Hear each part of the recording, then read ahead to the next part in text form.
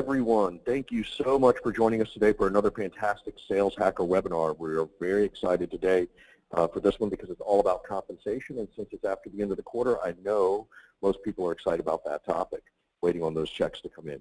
What I want to do is give it another 30 seconds or so, just let people get out of one meeting, maybe log into this one, so if you can just hang tight for 30 seconds, we will get started right away.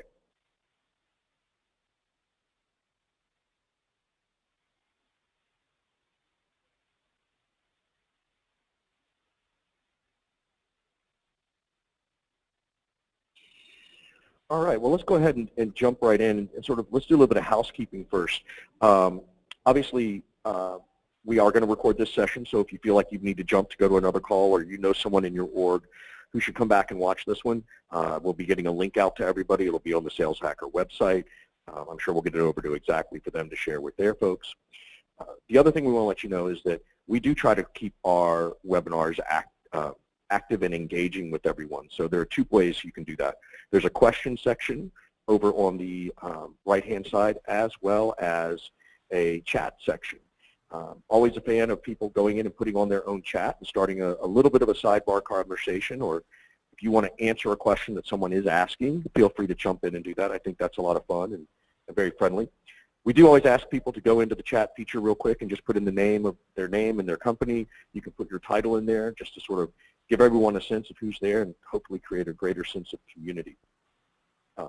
As you have questions through this webinar, please feel free to ask them in the chat feature or the question feature. I'll be monitoring them both because we don't want to just wait till the end. We feel that the questions are always more interesting and more fun, and webinars more engaging when we can ask them on the timeliness of the subject at hand.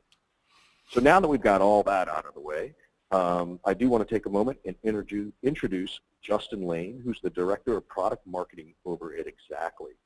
And that's going to be one of our first questions is, why is marketing talking about sales compensation? But I want to give a little bit of background on Justin. Justin has been in the sales performance and management specific to compensation for the last 17 years as a consultant. So he's the guy that would get hired to help determine these compensation plans for, I assume, more than just sales. I'll let him introduce himself in a second around that.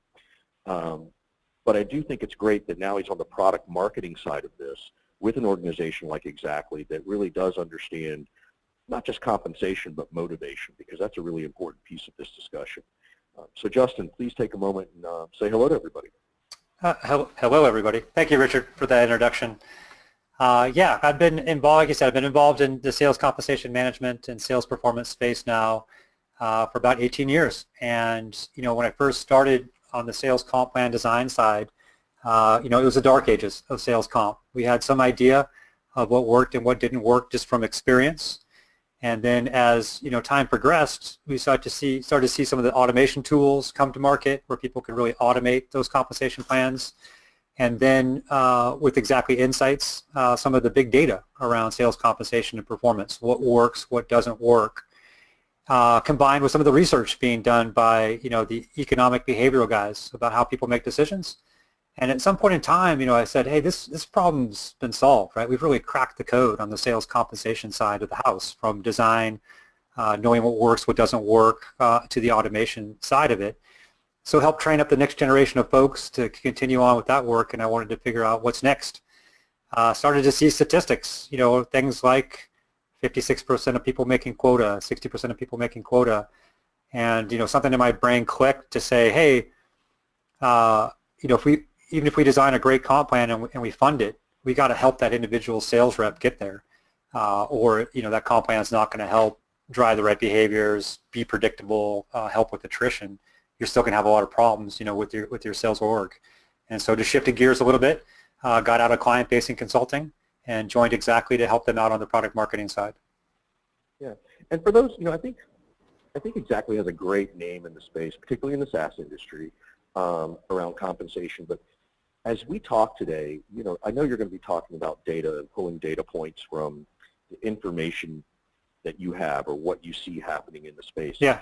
Can you, without divulging, you know, company secrets, are you allowed to tell people, like, how many compensation plans either you've seen help build in your career, or how much Sure. data around compensation plans is running through Xactly at an anonymized way, so that Yeah. it's not, creepy NSA stuff. But I think people always want to know, well, where are you getting your data from? And I think that'd be a Sure. great. Yeah. So I'll throw out the word safe harbor and NDA at this point in time. Yeah, we can go into some of those details. It's not a product. This is not a product pitch. I really want to make sure people know that. It's more about just helping people understand, like, that you have this data to support the things we're going to discuss. Yeah. So we do have a product. We call it Xactly Insights. And when the founder of Xactly 12 years ago, a gentleman by the name of Chris Cabrera, who's still the CEO of the company, he one of the first companies in the cloud. And he, quickly realized there was this rich data repository, or potential for a data repository, where we could start to look at, what is really going on with sales compensation. And so we started asking, new clients to either opt in or opt out of a big data model. And if they opt in, what we do on a monthly basis is anonymize and aggregate that performance data and throw it into a big data mart. So there's hundreds and hundreds of companies across dozens of industries, feeding data into this data mart on a monthly basis, and literally billions of transactions of results coming in on a quarterly basis, and it's 12 years worth of data. And it was really fascinating to when I first kind of got a peek at it, and look underneath the covers and the first thing I want to do is validate all the stuff from the consulting side. Hey, were we right, in these recommendations? Did they make sense, what we were saying? And it was cool to see that we were at least in the right ballpark. From the personal work I did with dozens of clients on the design and automation side, and dozens of folks trying to help make that decision of what technology to buy. It was cool to see that some of the stuff we've been saying was correct. Some things I've changed my mind and opinion on, and I think that's part of the challenge of big data. You first see it and sometimes you question it, and then you start to realize what it really is, and it's that horizontal view across literally hundreds of companies. And at some point in time, it's real, it's true. Whether you like the answer or not, it's statistically significant. Right. And just out of curiosity, I know with your background of 17 years in this, what do you think, from a product marketing side, right? That's what you're in charge of, is now you're on the product marketing side. Yeah. Why is product marketing caring so much about this from the compensation side? Why are we not? It's interesting. I talk to your head of sales. I think I've always been an evangelist for the idea of sales compensation. I still run into folks at conferences, and I still do a lot of talks around this idea of do incentives work at all? And there's still sort of this question in people's head of does it do anything? Does it work? Can it actually, drive behavior or influence behavior and performance?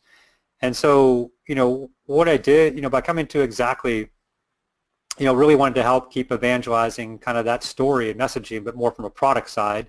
So instead of this ability to talk to one client at a time, I kind of get a little bit of a podium to talk to a lot of companies, at once, and continue to continue to evangelize this space. I don't think that, when we look at it, the statistics of how many people have purchased an automation tool versus continue to do sales compensation in Excel or Access or some homegrown system, the penetration numbers are still very much, most companies are still stuck in this Excel world. Yep. And I honestly, kind of authentically believe this is wrong. This is a huge line item and budget item for companies. I think the average I saw recently was 9% of people's budget across all companies, go towards sales compensation.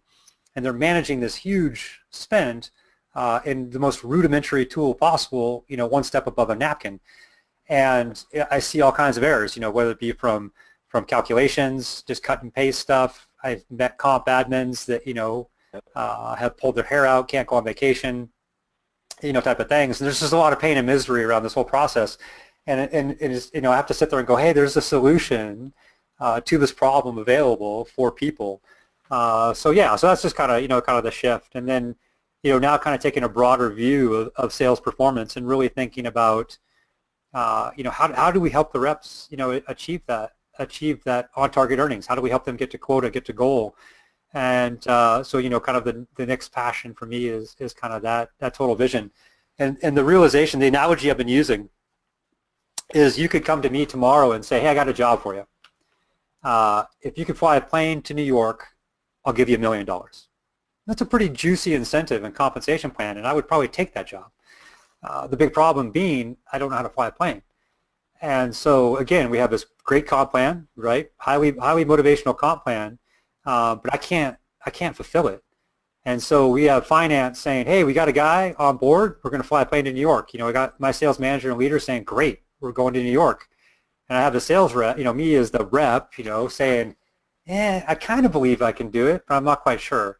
And so what is that coaching and training, that skill set, that knowledge I need to be actually able to maximize that comp plan, hit my goal, make my money, and then stick around to do it again next year, as opposed to not, right? All the flip side of those things, unpredictable revenue, reps leaving the company, reps who are disengaged and being negative, right? Worst thing possible.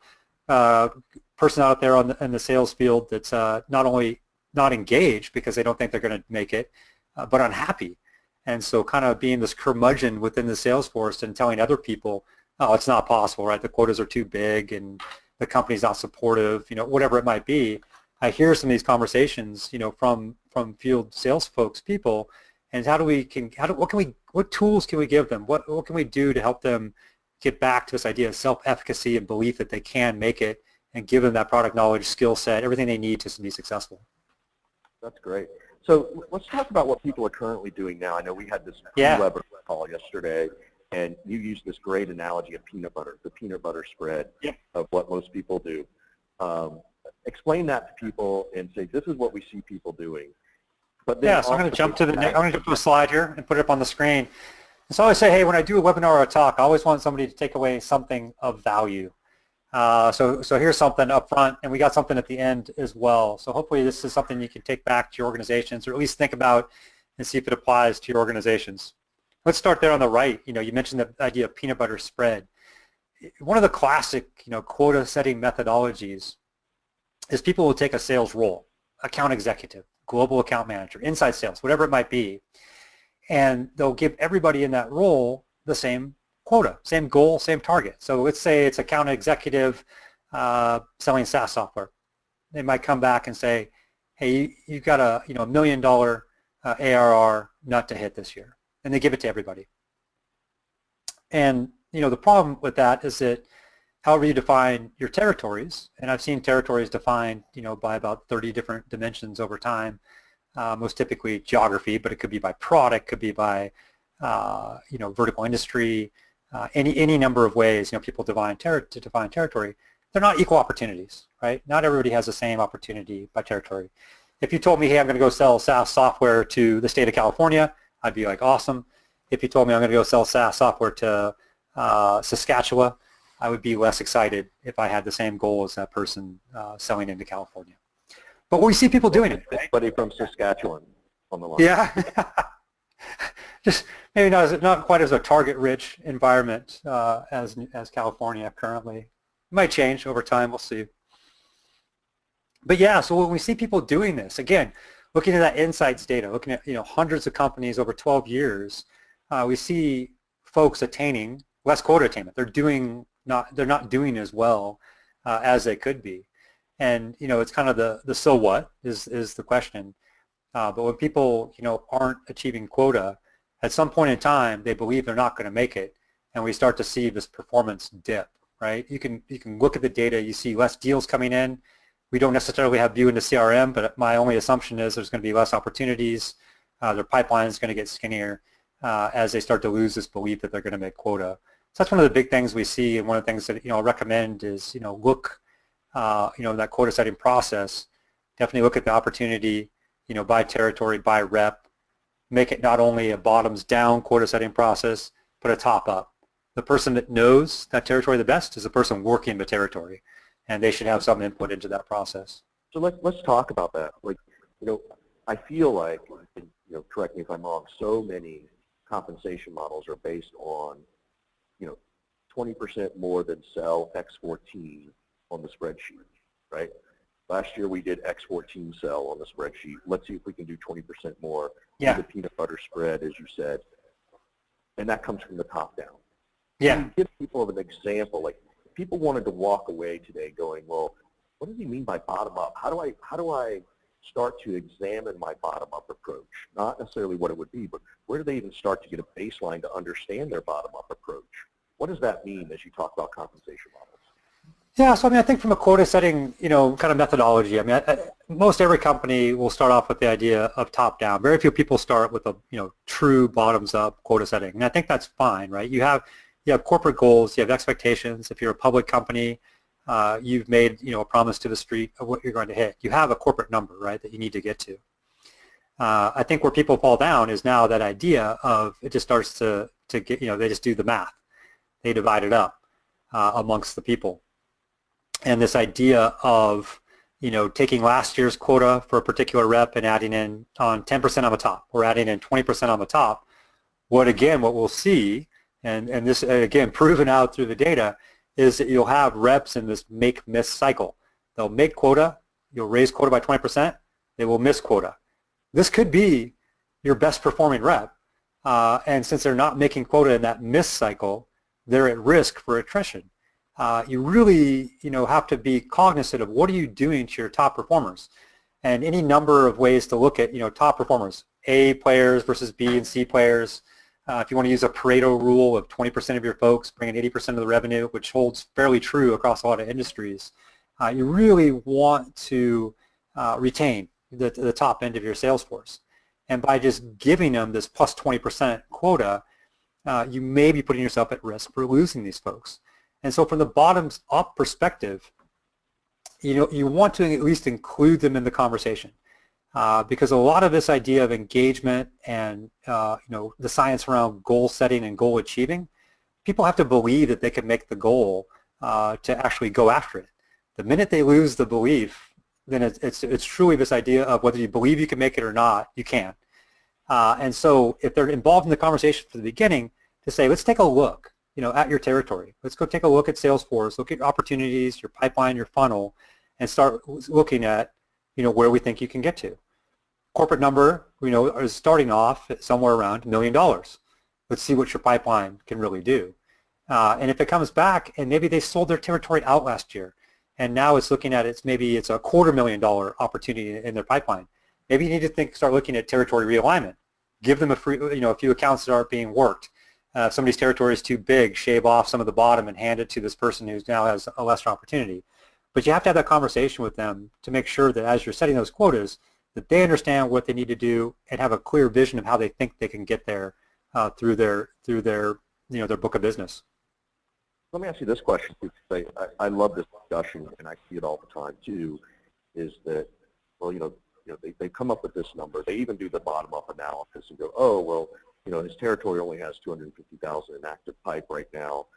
Maybe there's 500 total pipe, but he still needs another 750,000 or million in pipeline just to do it.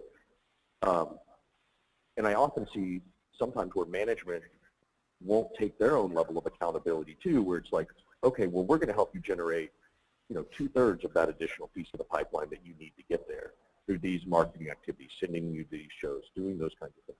Yeah. One that I often see is that it's not, it's this territory thing, it's this attainment thing, and sort of the, the up and down that we all know exists.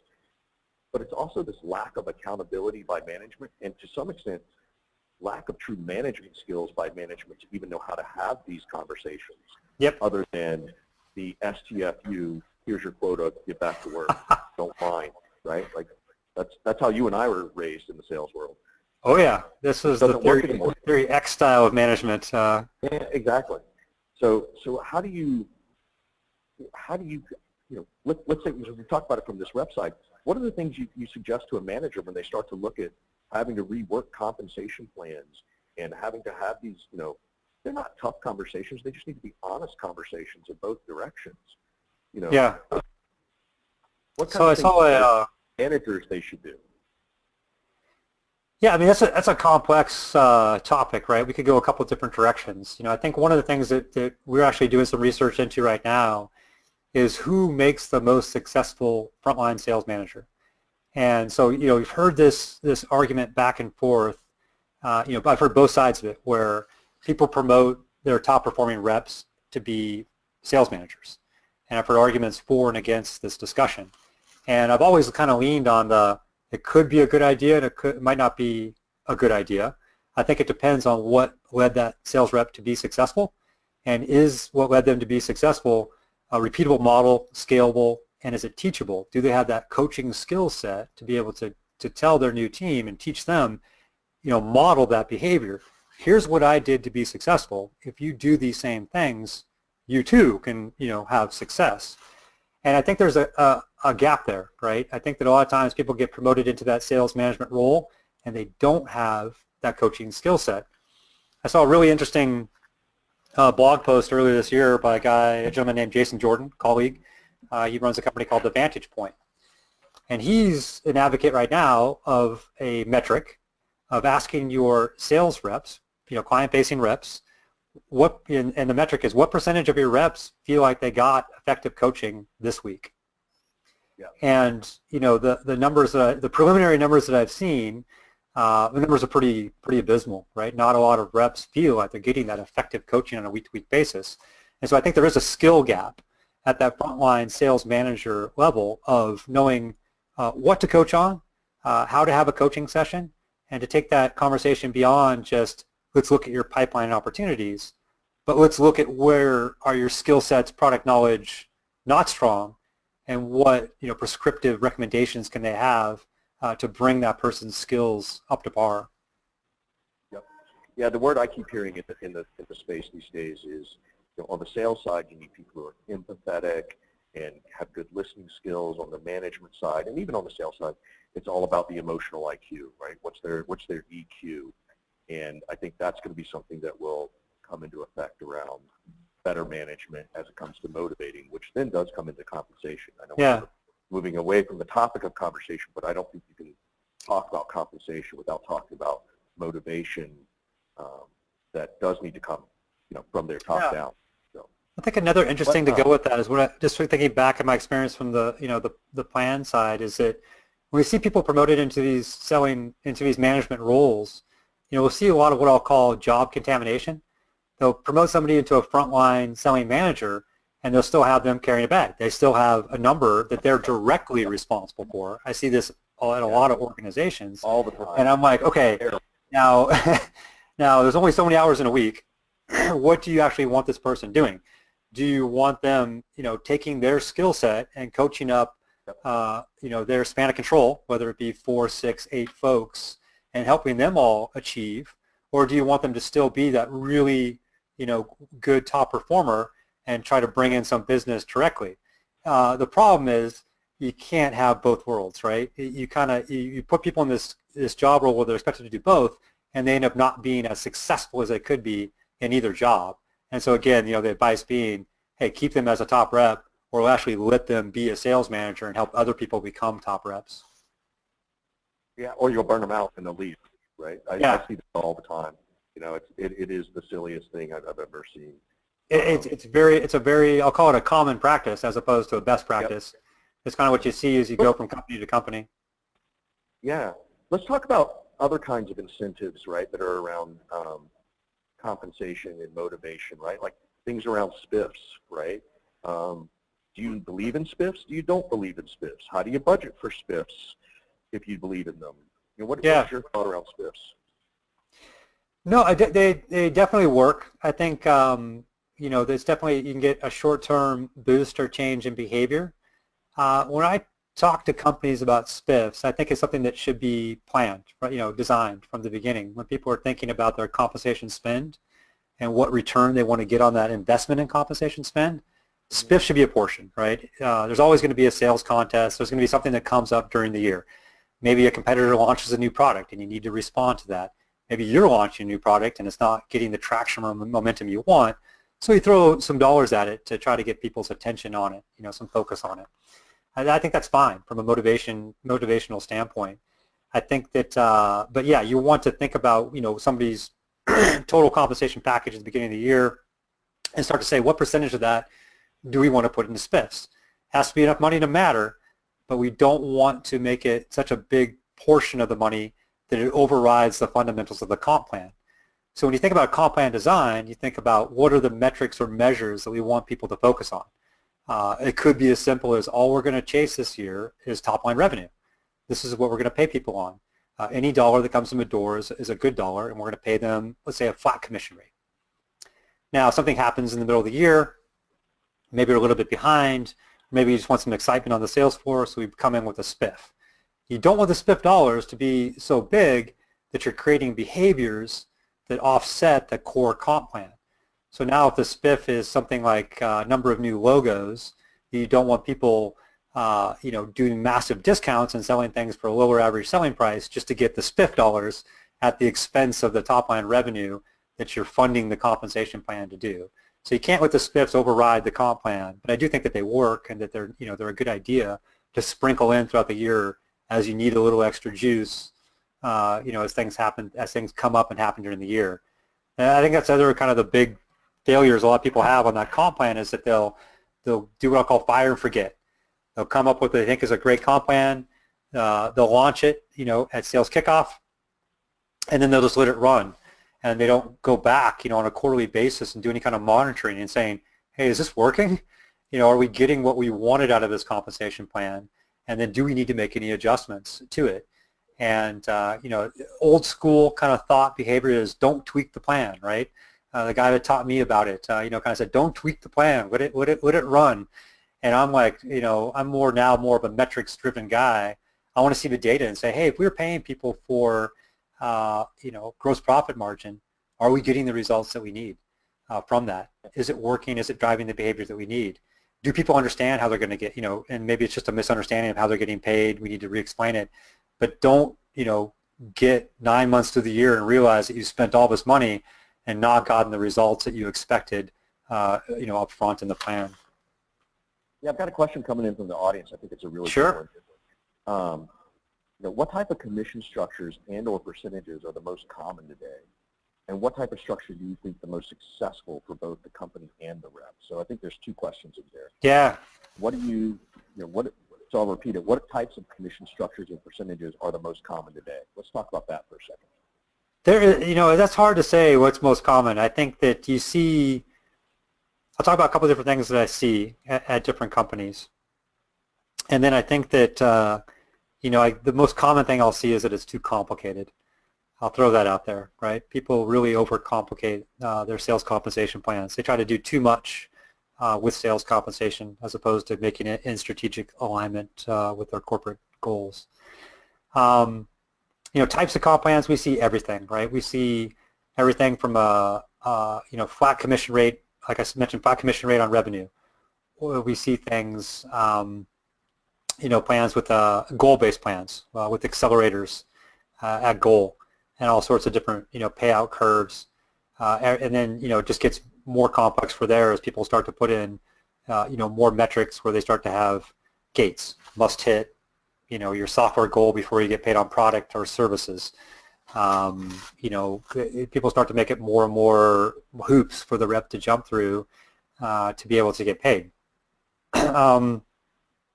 What I think some of the trends that we see is that, is basically when people, companies are fresh, they're startups, the comp plans are very simple. And then as time goes on, the comp plans, get overly complicated. And like I said, people are trying to do too many things within the plan. And so I don't know if that's if I'm answering the question directly or not. So when you say too many things, right? I know you mentioned one, which was, well, they got to hit this goal before they can get paid on the whole thing. Yeah. And some of those complicated things that you could give examples to, are there two or three others that you see somewhat commonly? What I see, I'll see people put strange things in the comp plan, right? In the last couple of years, there's been a trend towards people putting forecast accuracy into the comp plan. And I understand that, forecast accuracy is really important. I'm not sure it's something that you want to spend your sales compensation plan dollars on, to try to get people to be super accurate in their sales forecast. But any sort of kind of, activity-based things, I think it works for inside sales folks, number of calls, talk time, average talk time, things like that. But once you start getting to more account-based, relationship-based, you probably want to shift away from those activity-based metrics and more performance-based, metrics type of thing. But I'll see people, yeah, I don't know. I mean, we talk about metrics. I didn't include this as a slide, but kind of anecdotally, what we said from the consulting side for years was no more than 3 metrics in a plan. And the thought behind that was, you start throwing in revenue, profitability, and then maybe one more thing, pushing your new product, right? Anything more than that, you start to dilute the amount of money you can pay for each one of those things. Starts to get diluted to where it doesn't matter. As well as a sales rep, if I'm out there and I'm trying to work an opportunity, one, I'm trying to sell what the customer wants to buy, right? I'm trying to, a lot of reps, easiest path to SOW. And if something there isn't a big chunk of change behind it, I might not weave it in the conversation and try to muck up my deal with, doing this add-on, right? If there's not a lot of money in it. But I've seen comp plans with 10, 12 different things in there, and there's no way a sales rep would understand how to spend their time in any given day or how to think about any particular deal of how to maximize each one of those 10 items for themselves. Yep. And so what's interesting, again, looking at the insights data, that was one of the questions that we queried to Vidato. Looking at number of metrics or measures on a comp plan, who had the highest quota attainment? And we saw 1, 2, and 3 pretty good, and then it dips off just dramatically if people started going 4 or 5, and we just stopped after that. Because by the time you get 5 metrics in the plan, nobody's achieving anything. They're just confused, right? They don't know what to do, so they're going to default to whatever's easy. But I always say keep it as simple as possible and still, go after the goals, that you're trying to achieve with the plan. But it's hard to make a comp plan too simple. I think that, so it's kind of always this rationalization and kind of simplification. What I'm not saying though, now this is, people take this the wrong way sometimes and say, oh, so we should just have one comp plan for the whole sales force. I'm not saying that at all. I actually think directionally with the sales automation tools that are available, the sales compensation automation tools that are available, you could, if you wanted to, individualize comp plans. Right? Everybody gets their own. And by everybody getting their own, I'm saying maybe it's their own individual, rate that they're paid. Maybe it's their own individual target that they get paid. I've heard people toss out and toy around the ideas of choose your own quota. You talk about your opportunity in your territory. If you think you can really crush it, you take a little bit bigger quota and you have more upside potential. If you don't think you're going to make it, you're a little risk adverse or tolerant this year, okay, you can take a little bit lesser quota, but you're not going to be able to get, in the big money regardless. And so, you can do things like that at the individual level because now it's not go build a new spreadsheet, go find a new data feed. It's, change a radio button, hit a drop-down menu in a UI. I want to answer the second part of the question. I think you maybe did, but I just want to come back to it is, do you think that there's a most successful type of plan that's good for the company and the rep, right? Obviously, we want to keep it simple. We don't want to have three things. That's sort of what I'm walking away from this conversation. Anything else you would sort of add as you think about it from that perspective? No, I mean, think about it at a high level. Start off with what's your go-to-market strategy, right? What are you trying to achieve it as a company? Or is it, again, like the idea of a brand new startup where you're just chasing revenue at any cost? Any revenue is good revenue. Are you a more mature company where all of a sudden now you're weaving in, profitability or gross margin conversations into it, where not every revenue, not every dollar means the same to you as a company, or is it a product mix, where you're trying to balance things out across items? But then, then you start to think about, okay, how are we aligning our sales force to that opportunity? Do you have just inside sales folks? Do you have a combination of outside and inside? Do you have channel partners, right? Are you trying, do you have SI, system integrator partners, resellers, VARs, distributors, type of thing? You have to look at kind of the model of how you're going to market. And then for each one of those, there's probably a comp plan that works best given your, strategic goals, your market opportunity, and that particular channel that you're trying to sell through. And even then, there's another layer of kind of thought where, from your outside sales force, maybe you're aligning them by segmentation to the market. There's folks that are working the enterprise or mid-market or SMB and they maybe have slightly different metrics, or goals.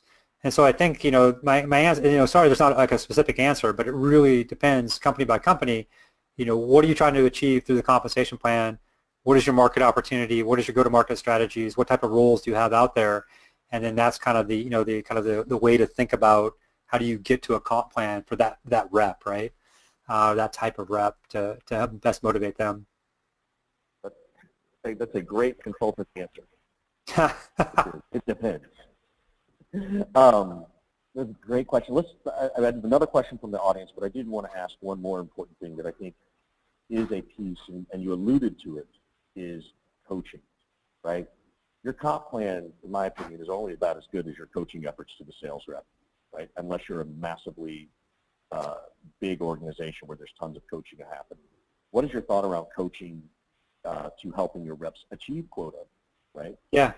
Any thoughts around that? Yeah, so I mean, there's statistic after statistic, study after study that shows that the coaching works, and kind of what we did at Xactly is we went and talked to our clients and kind of we wanted to figure out what are some of the top companies doing around coaching. What are they doing around this idea of sales enablement, all the way from new hire onboarding training to sales kickoff to that weekly coaching conversation, and try to assemble, what are the best practices, right? We didn't want to start from scratch. We had our own ideas, but we wanted to see what other people are doing. And when it comes to the coaching, what we do internally, what we found works best is for, the managers to have a clear idea of the rep's performance. How are they doing relative to their goal or quota? What does their pipeline look like? And then they know, kind of where this rep falls in. I'll just use the category of ABC type of rep, right? Are they a top performing rep, kind of this middle ground, what we call the frozen middle, right? Hard to move. Are they a low performer? And based upon that, we have prescriptive things that our sales managers will recommend.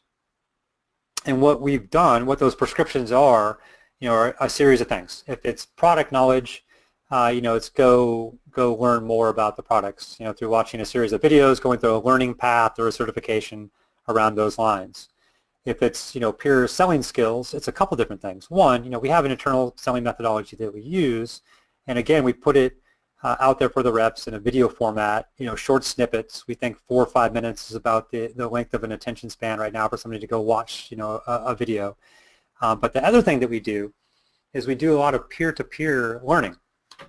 And so we'll have, our top reps, well, we have all our reps do it, but we have our top reps go in and record like a deal win, for example. And if there's something specific about that deal that's interesting, we'll follow up with them and say, okay, it sounded like negotiation went well, or it sounded like you beat a particular competitor. Can you talk about, what were, let's say, competitor, what were the landmines that were left for you, and how did you overcome those objections? And so if we have another rep, in that coaching opportunity, we're looking at their pipeline and they see they're up against that particular competitor, hey, go watch Bill's video on when he competed against that competitor. What kind of landmines did they leave for him and how he overcame those objections and won that deal. And we've really seen this modeling of behavior, and then people going in and watching it, and not just watching one, but watching, 5, 10 people talking about it to be really extremely effective. We use the same type of idea for our sales kickoff, where we went in, and this is where I knew that we had something here, right? I wasn't quite sure. We were getting into our sales kickoff, and we sent out, homework to the reps to basically go record a 3-minute video on their top deal of the year.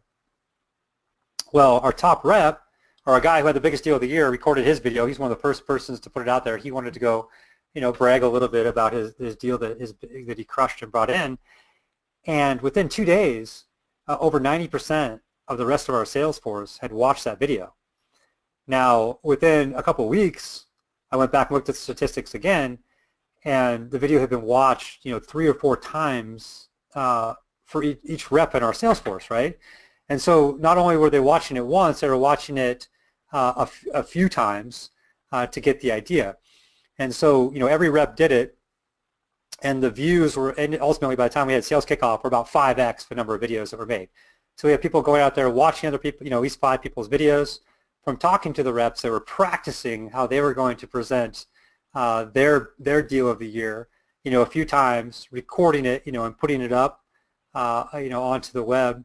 And, so it's interesting. So this idea of learning from their peers, the guys who are the best at it, the idea of practice, perfect practice makes perfect, and then putting it out there. And once it's out there, in the tool that we use internally, which is our tool, people can leave peer feedback and rankings. And so as you start to score folks, they, will bubble to the top. And so now it's not just marketing, right, creating content and pushing it out. It's this peer-to-peer content that's out there. So I'll put my stuff out there, and sometimes it doesn't necessarily bubble to the top, right? Somebody else does it a little bit better than I do, and I'm fine with that. I think it changes the role, maybe the sales enablement guy, to being this, from content creation to curator, to pick the best stuff that's out there and promote it to the sales force to go to talk about. That's great. No, I love the peer-to-peer stuff. I love the coaching. I'd be curious to know how many people in the rest of the company also have watched that video, because I'm sure they'd love to hear it. Your product, I know you as the product marketing want to hear about it. The oh yeah, competitor or whatever it was. So that's I watched a lot of videos. I gave a lot of feedback. I think it's a great application. We expanded our use to our sales engineering team. They completely embraced it to practice their demos, and they did a little contest on which we call them solution consultants. Which one of the solution consultants had the best demo for a particular product that we sell, and they got a little cash prize with that. But it was voted upon from within the team. Who had the best video. It was interesting to see, somebody posted up a video, didn't get the scores or rankings they wanted right away. They pulled it, did it again, and put it back up there. So this idea of fostering competition to be really good at that pitch, at these what I'll call sales conversations that happen throughout the selling cycle. People want to do a good job. Nobody wants to, they want it to be authentic. They want to do a good job. Nobody wants to get caught unaware, or especially in front of a client, and not know what they're talking about. And so I've been very, I'll call it, pleasantly surprised at the success we've seen so far. That's great. And we're mirroring what we've heard from other people, and that was kind of the title of the webinar, is how to get your sales reps to quota in half the time. Kind of the whole impetus was this idea was talking to one of our ISV partners. They're taking a very similar approach, from giving people homework up front before they even start with the organization, to practice things, to give that peer feedback, to continue that on with coaching, and to do this kind of the same idea around compelling events, new product launch, conferences. We're going to do a big program around Dreamforce this year to try to raise our return on our investment there.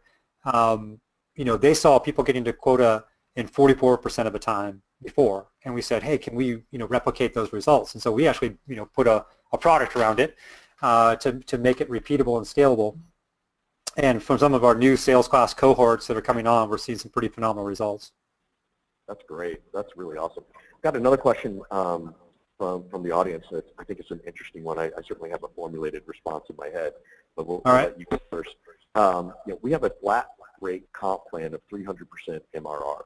Most reps are not their quota that we need, but we can't fire the whole sales team. Does an accelerated quota That's correct. You can't. There's no start over strategy, I don't think. Yeah. Does an accelerated quota offering higher percent for passing goal and a lower percent for falling short make sense? How do I get my team to buy in on this? Okay, I'm going to scroll down a couple slides here, because this is a really interesting one. And I think somebody asked a question, will we be sharing the slides? I'm happy to send these out to folks, not a problem. So let's go to this one, right? This is the chart. So let me describe what we're looking at, and then I think it relates to this question, and hopefully this will come to an answer. So I call that strategy the star of the bottom, feed the top, right? And as people come on to Xactly Insights, this is one of the report cards or charts within the application. And what we've done is we segment out their reps by attainment. So those percentages across the bottom are how well did they do to quota. So this is not looking at what percentage of people got to quota. What it is it's dollars on the vertical axis, how much do they get paid, and then the buckets of attainment across the horizontal. So what we're looking at here is these folks who aren't selling anything, 0 to 30%, right? And the 31 to 60% of attainment, you're not paying them much. And what the line across the graph is the median payout for an industry. So this is actually looking at this is a graph from the SaaS industry. And this particular, I ran this kind of simulation to show this graph. And so what you're describing is what you want to do is pay people not a lot of money for poor performance, and you want to pay your folks that are above quota, maybe at or above industry benchmarks. The first slide that we had up on the screen for a while, one of the things that we found is when people pay at that 75th quartile of pay, their attrition drops by half. And so now kind of one of these core principles I'm preaching to people is this idea of pay your top reps at least at that 75th quartile because they're worth it, right? They're 10 times more effective at bringing in revenue than these folks in the 0 to 30% bucket. You pay them more money at this end of the plan to retain them, right? And you can do that through this idea of accelerators. You can do it, with a lot of upside, right? Your 3x plan that we're talking about. Now the problem, though, with this idea is it's really hard to do from a compensation standpoint, especially with the variable comp piece. And I would recommend if you're going to try to go with the star of the bottom, feed the top strategy, that you do it from a base pay strategy, at the bottom end, right? Because what happens is if you're doing this all through commission rates at the bottom, your top performers, you're basically underpaying them to the market for a big part of the year. And so before they hit goal, they're not in the big money. They're in that same kind of miserable rate tier as what you want to pay your underperformers at the end of the year.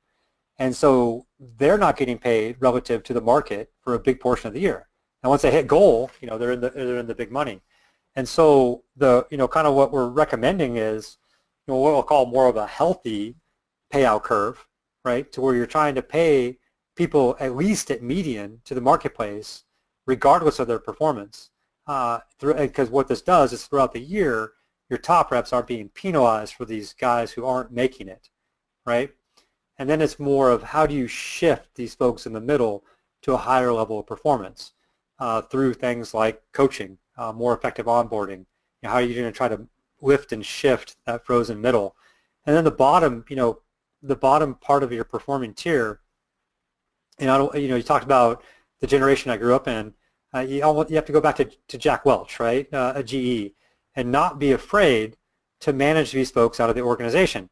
What I see at a lot of sales organizations is people rely upon people at the bottom to self-select out, thinking that, they're not making a lot of money, they're going to self-select themselves out of the organization and go find another job where they're going to be more successful. This isn't the case. The folks at the bottom end of the organization have the lowest amount of voluntary turnover in the whole sales org. And so you have to, actively manage your sales organization to be successful. Because what these folks are doing is they're wasting your leads, they're eating your sales compensation dollars that you want to be given to your top performers, and there's not a great chance that they're going to make it. You can focus on the middle, right? The B players have room to move. There's this concept now I call B plus players, right? You can get your A players to help with this peer-to-peer, modeling to get your B players to B plus, maybe to A. And then you want to, focus on retention of those A players. But these guys at the bottom, they eat up too much of your sales manager's time, too many of your leads, too many of your comp dollars. You got to be a little bit more aggressive on helping them find that next opportunity and not let them make that decision for you. Yeah, no, I agree. For those of you who don't know the Jack Welch principle, Jack Welch, when he ran GE, said everybody had to fire the bottom 20% every year, all the time. And that's how he constantly improved the company. So that's the mentality there. If you haven't heard that story, I know I've asked you a ton. That's a generationally tough story, I think. I know we've asked you a ton of questions. Are there other valuable slides that you really want to make sure we hit on in the next 10 minutes? So let me jump back out. These were in a different order. Yep. Let me do this one first, right? So now this is your classic bell curve of performance. Whoops, went too far. Sorry. That's what. The classic bell curve of performance. When people think about where do people fall in to attainment. So here, the vertical axis would be number of reps, and the horizontal axis is percent attainment to goal. And this is what everybody thinks about. If you went to B school, they talked about bell curves of performance. This is, the grading curve. This is what everybody thinks curves look like. Sadly, this very rarely happens in real life. But this is actually what you are trying to attain. This is a very healthy curve. If you did this, I can walk you through the math some other time. But this is actually, with a well-designed compensation plan, the most efficient and effective way to get revenue at the best cost. So when you talk about sales compensation spend and the return on investment of that sales compensation spend, if your bell curve performance looks like this, your finance guys are going to be smiling. But it doesn't happen very often. And also, if you had this attainment curve, and some people argue, philosophically, should the peak be just under 100%, right at 100, or just to the right of 100%? To me, it's if you're in the ballpark, you're in good shape, because almost nobody can achieve this. And so, think about this at your own organization. Think about these buckets of attainment. Start throwing people into these groups. Don't forget about the folks that are truly at 0%. There are a lot of sales reps that will get hired into organization, go through training, be on a draw, sell nothing, leave the organization, and people forget about those guys when they're thinking about the number of people that make quota or when they're building their bell curves of performance. No, you spend a lot of time and money and investment in that person. Make sure they end up on this chart as well. The worst what we see is something like this. I'll call this, a bathtub just because based on the shape of the formation of the chart. I'll also call it Houston, we have a problem, type of chart. But what we have here, we see commonly in a lot of high growth companies. And you have that idea of these folks that just are doing nothing, right? Probably a bad hire. You can't always point the finger. It could be bad training. It could be, any number of things. But you're not teaching them the sales process, how to use tools. You don't know. Selling's gotten complicated. Number of buyers on the buying side, number of people involved on the selling side. Make it easy and simple for folks. So the people on the left-hand side, any number of reasons why they're there. Now your high-performing guys, you're thinking, well, this is great. I got a bunch of people, crushing their number. Well, hold on. Let's take the plan that somebody mentioned in the question, where they have tremendous upside for their high performers. Well, now you're paying a fortune for this revenue. Which isn't bad, but this is probably not what you modeled when you put together your budget for your sales compensation plan. And so what could happen in this particular case, and I've seen this happen, I've gotten this call from CFOs in the first quarter of a fiscal year where they said, hey, we missed our number, but we blew out our sales compensation budget. What happened, right? And this is what typically happened. And so then, that's when the finger pointing starts internally. They're pointing at sales. Sales is pointing, at anybody else that can. But it was a bad design, bad quota setting, and you're not doing the right things to do the shape of the curve. Now, here's what we see. The most common is just as scary, right? Yeah. The most common curve. Did I just kill the slideshow there? Yep. There you go. Can we see it? Yep. Something like this, which isn't much better than the bathtub, mildly better. But this is actually what we see if we look across, a lot of companies. It looks something like this. And, better than the bathtub, certainly not as good as a bell curve. But what you have is this big group of folks that fall into that B level of performance. So you've done a decent job with your low performing folks, the C players. But you have these B players that not only aren't in the money, and they're not to their on-target earnings with what they were, so when they took the job, you told them, hey, here's your on-target earnings, right? Here's your pay mix. Here's what you're going to make when you hit your numbers. Well, these guys aren't hitting that number, and so there may be some dissatisfaction or engagement issues with them. But the problem when they're down here in the 60% range is that probably, my guess is that pretty early in the year they realized they couldn't make it. And it might have started with day one of when they got their quota. The very first day they saw it, they might have said, this isn't going to happen. And so they said, hey, this is my job. I don't have any other jobs lined up. And so, they work their territory the best they can. but there's no incentive for them to go above and beyond. Where if they were closer to quota, if we could shift that big bar over to that 61 to 90%. Now the accelerators, the big money, the bonuses, President's Club, whatever it is you're giving to the folks that are making target, plus job security, right? Most people who make their number realize that they have another year to do it again. When you're close to it, that's when the idea of, I think I can make it. Am I going to make that extra call? Am I going to fight a little bit harder to not discount? Am I going to, look at my pipeline and see what I can bring in to make that 100% becomes much more of a reality and much more doable. But this is what we most commonly see when we look at, real performance numbers up against, real quotas. This is empirical data. Interesting. That's fascinating. Do you see any particular type of compensation model that drives towards this commonality? Like, well, yes, this is something, but it also happens when you have the base salary is X, the incentives are Y, so we recommend people shift their compensation model? Yeah. Or is it something beyond the compensation model that really leads to this type I think there's a number of factors, and we're trying to define, what all those factors might be. And I think, a lot of it is, you could have the perfect comp. Again, it's the idea of you could have the perfect comp plan, the $1 million comp plan.